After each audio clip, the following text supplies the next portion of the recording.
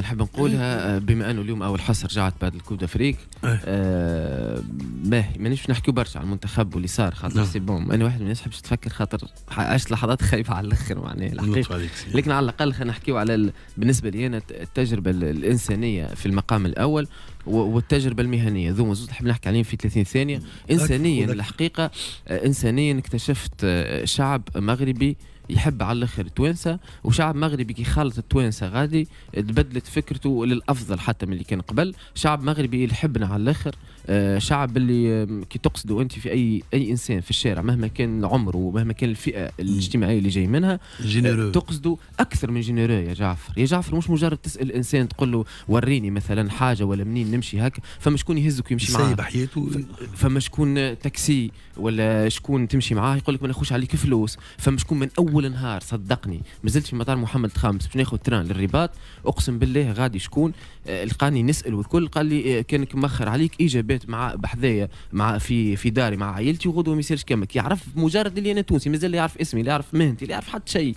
معناها الحقيقه قد ما نعطيهم الشعب هذايا الحقيقه معامله نتصور انا مستحيل، انا شخصيا مهما كانت البلاد اللي واحد نجم يمشي لها في العالم مستحيل تلقى معامله كما هكاك. صدقني يا جعفر تحشم على روحك من قمه التربيه وقمه المعامله اللطيفه والممتازه اللي تلقاه. راك مهما كانت المشكله اللي عندك، مهما كان السؤال تتحل مشكلتك وسؤالك يتحل، والتونسي محلاك ومرحبا. معناها تمشي الحماس المره الاولى يعرفك تونسي، المره الثانيه ولا نديلك يا تونسي ويسبقك على الناس. معناها شوف هذوما حكيت لك ديتاي صغار او عشت برشا حاجات. الحاجه الثانيه مهنيه الحقيقه تجربه بالنسبه لي. قبل ما تمشي للمهني انا ندعم كلامك. تقريبا اصدقائي اللي مشاو للمغرب الكل، اصدقائي اللي مشاو لكوب دافريك منهم شمس قال لي جعفر شعب غير عادي، كرم جينيرو، ناس طيبين برشا برشا برشا ومضيافين على الاخر على الاخر على الاخر.